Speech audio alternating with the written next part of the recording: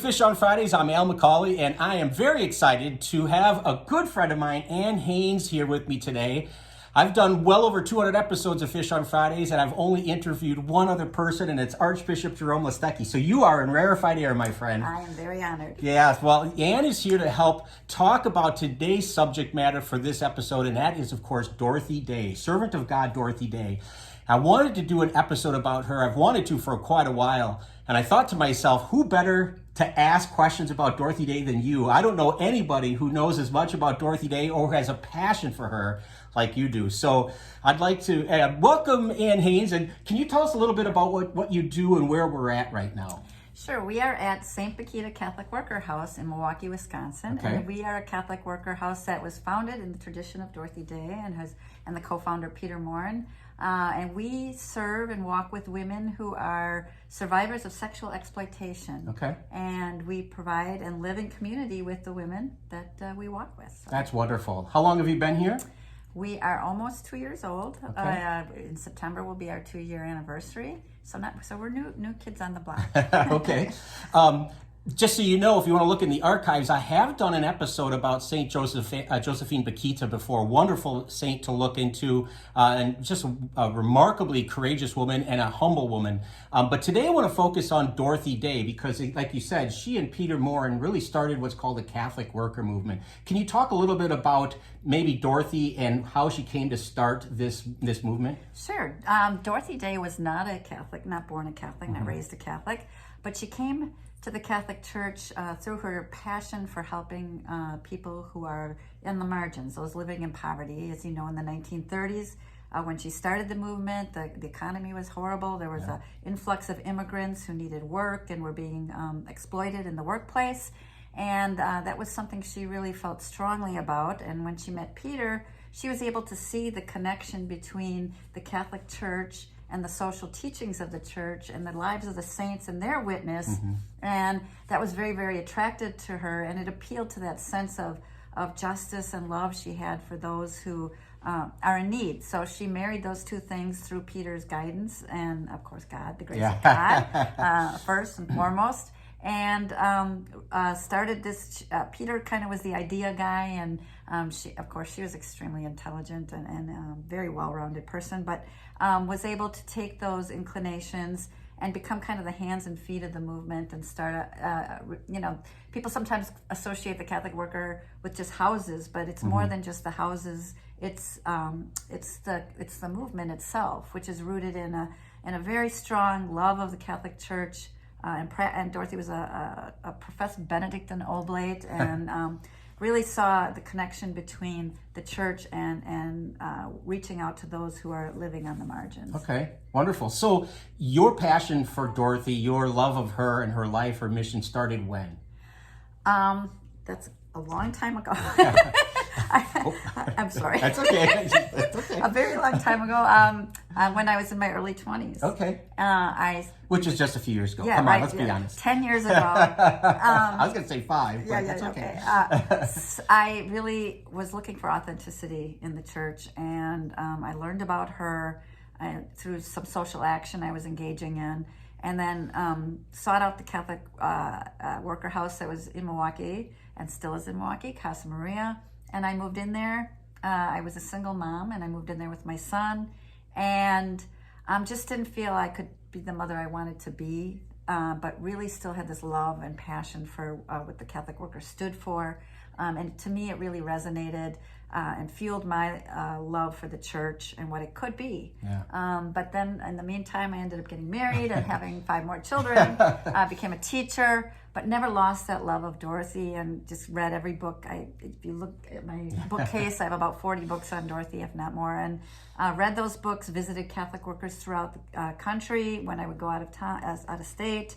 And then I did my master's thesis in the same class as you. Yes, exactly, right. That's where we met, actually. Yes, and just it always stuck with me, and then just have been so blessed to have this opportunity to launch St. Bakhita Catholic Worker. So Dorothy, as people who love Dorothy, which there are many, it's a growing club.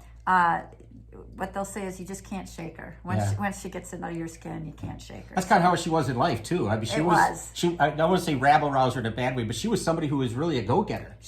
Very much so. She was, very much involved in social action, and also just was a very attractive human being. People were attracted to who she was and what she stood for. So that's how the movement grew.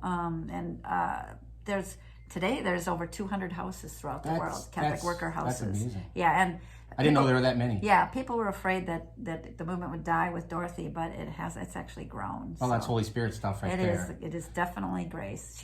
Dorothy always said all is grace, and definitely she always was centered in her faith, and I think that's what's such beautiful about her. She was a strong activist voice, yet always centered in the Eucharist, because the very foundation of what she believed in was Christian personalism, where you see Christ in every person. Sure. And through that, to sustain that for the 50 plus years in which she lived and walked with those in poverty, she had to nourish herself, and that was through the Eucharist. Sure. So she's this beautiful mix of the love of the church and the center of the church being the Eucharist, and really elevating that to the place where it should be, and marrying that with social action. So that's what I love about her. Yeah.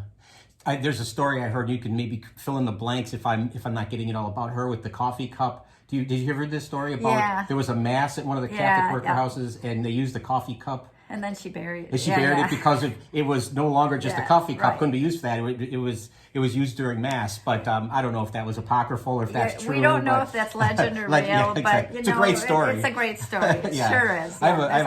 I have a photograph of her looking at a coffee cup, and I don't know if she's thinking, is this decaf, or is she saying this was the actual cup? I don't know, but it's a great story. It is. But it goes to what you're saying about the Eucharist, about her real love of the Eucharist, and how that was so much of an inspiration for what she did. Yeah. So is there one story that you might not read in a biography about Dorothy, something that would be, it could be funny, it could be fun, just something that would really give you a sense of who the woman is, but it's not necessarily the first chapter of her biography?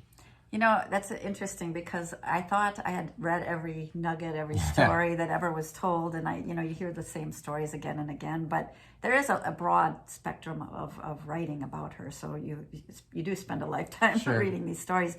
But pretty recently I came across a story that really struck me and really stuck with me, and tells a lot about what she wanted to leave in this world. It's a story about a young woman, a college woman, who was sitting with her, and this was toward the ends of Dorothy's life. Okay. And they're sitting in the cafeteria area of the Catholic Worker in New York, Mary House, and the young woman says to her, "Boy, this is amazing what you've started here. This is a beautiful witness to the love of God." And she said, "Yeah," she said, "but it's too big." And that really struck me. And what she meant by that was, she really wanted Catholic workers to be small communities of love, so we could really have that relationship in Christian personalism. She really did not like charity done institutionally. Oh, okay. She felt like if everyone had a Christ room in their home, we would never have to have housing for the poverty, for those in poverty. She felt that just small communities of love and care, whether they're in urban setting or on farms. That's a big growth in the Catholic worker farms. But she really thought that it was the personalism and the sense of relationship and community that was important, and that's really stuck with me as being really important, and something that we've lost. She really didn't feel that it was up to the government or to institutions to do the work that we can do ourselves by living our faith. That we're called to do. That's instrumental to our faith. Yeah, she really believed that our salvation is in how we treated the poor, like Jesus said it. Yeah. said it to the rich man. Go and sell what you have and walk with me. So she did that. That's wonderful. I'd never heard that before. That's a great, because when you first said it, I was kind of shocked, because you need institutions, but you're right. The personal can't be lost in spreading the gospel. That's awesome. Any other information or details or something I might have missed? Something that you'd like to say about Dorothy that I haven't touched on yet? Well, I that just you haven't touched on? Well, I would just encourage people to learn a little bit about her. I know that there's a lot of misunderstandings about her. Yeah. She had some critics in her life. Oh, she had a lot of critics in her life. Matter of fact, she almost lost the readership of their the newspaper that's still published at a penny a copy. She because of her strong pacifistic stand. Sure. But that was. She was vindicated during Vatican II and many of the popes afterwards, speaking on peace. But I think whenever you're ready. So many people misunderstand her because she was involved with socialist and communist movements in the 1920s. I think that is a misunderstanding. The reason she belonged to these groups was because she really liked the work that they were doing on behalf of those on poverty and on the margins. Right. And they were voices for the poor. They were feeding the poor, helping the poor. But she always had that God inside her, that calling to some type of faith life. And so when she learned about what the church had to offer, she transitioned into this Catholic worker movement. I mean, the name itself is a play on a communist publication. Yeah, right. So I think she's very misunderstood, and I think people, if they learned her life story and her journey, would understand where she was coming from and be more open to her. And understand why she's on the path to sainthood. Yeah, there you go. Hopefully sooner than later, right? Yes. Certainly heroic and virtuous. And, our very own Cardinal Dolan sent out over 50,000 pages of material. She was a very prolific writer, so there was a lot to send. Right. There's a lot been written about her, but send it off to Rome, and hopefully they'll make their way through those papers sooner and better rather than later. Right. So one of the quotes that it's often attributed to Dorothy is, I don't want to be called a saint. I don't want to be dismissed that easily. What do you think that means? Well, I think it's misunderstood in some respects. I think, and from what I've read in several sources, is that what she really meant by that was that we dismiss the lives of saints. Yeah. And that they're very important role models and very important to learn about, to read about. And that's why your program is so important, educating us about the saints. She felt that we dismiss them too easily, and we should really hold them up as role models and are an important part of our living our faith. Yeah, I love Teresa of Lisieux, as I've told you, and I know you said that's her... That's her favorite saint, and she even wrote a book about it. Okay. About her, I should say. Okay. And, and I love Teresa because she says, everybody can practice humility. Everybody can practice love in their little corner of the world. You don't have to be a martyr. You don't have to be a great writer. You don't have to do all those great things that we dismiss saints to do. Oftentimes we say, I can't do that. So we just say, well, then I'm off the hook.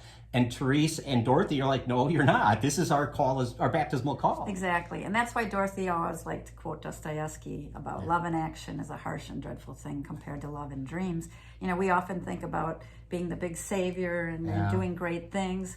No, the actual practice of loving someone day to day, the messiness, the smells, the hard labor, the lack of gratitude, all of that is very harsh and dreadful. Yeah. And it isn't the stuff of dreams, it's the stuff of living a life, of the crucified Christ. Yeah, absolutely. That's heroic oftentimes to do those little things. Exactly. Yeah, so excellent. And thanks so much for the time. I appreciate it. I can't tell you how much it means to talk about Dorothy, to learn more about it. I could just tell the passion you have. And thank you, and God bless you on the work you do here. Just wonderful. And right back at you. Well, thank you very much. Like I say, always when I talk about saints or blessed people like this, we're just touching the surface here. So I hope this episode has inspired you to want to look a little bit further into the life of Dorothy Day and Josephine Bakhita, too, by extension. So I want to thank you for watching every Friday for Fish on Fridays. We'd love it if you would subscribe to our YouTube channel and follow us on Facebook. But either way, please keep tuning in every Friday. Until next time, please be good to each other, and God bless.